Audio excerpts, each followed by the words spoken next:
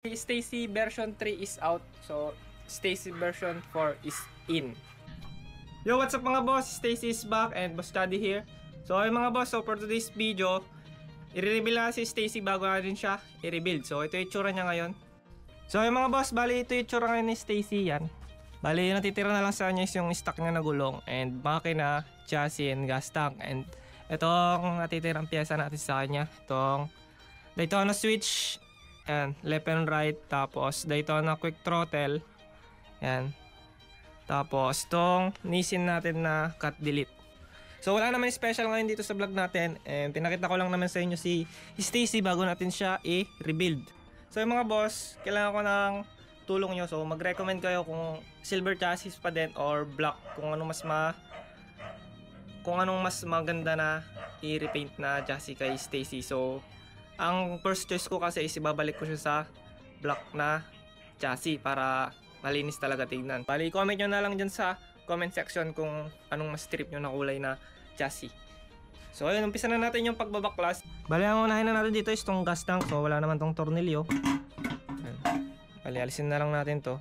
Yan, so ito yung gas tank nya. I-repaint natin to ulit para bumalik sa natin yung itsura. Then next natin yung mga wiring nya.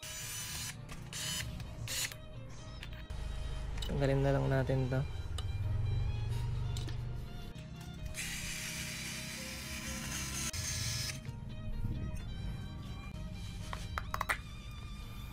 Harness niya.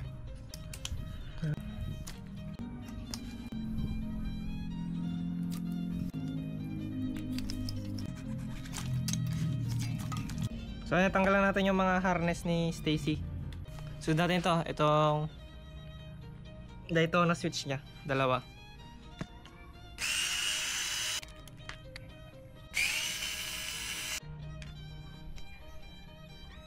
Ito na yung switch natin na isa.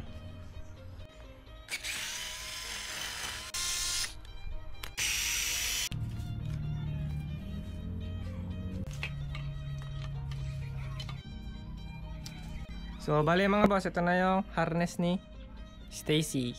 Yan. So yan, napakadumi ko, napapansin nyo, napapadaming alikabok. Then i-re-wrap natin to para mas maganda tignan. So next natin is ito. Ito ignition key and itong naghahawak sa pairings.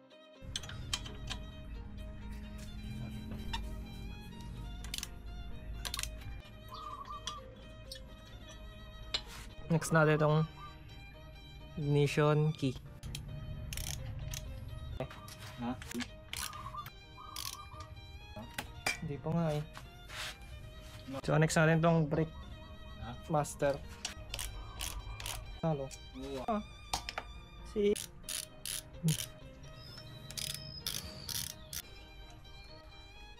Lihat mo nun. Okay. Tanggalan natin tong Daytona nga.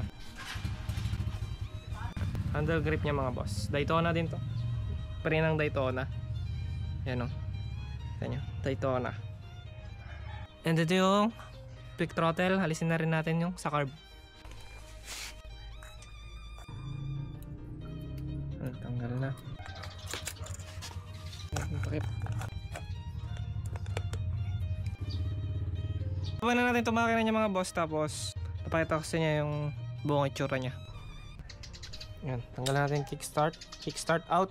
So sa pagtanggal ng makina mga boss, ito lang naman tatanggal natin. Ito and itong tornilyo na ito.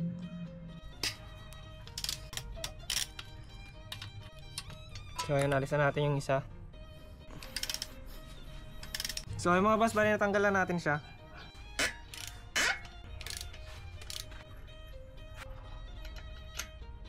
Yun, naalisan natin. So alisin na natin yung mga bolts dito. Yan, tsaka yung dito.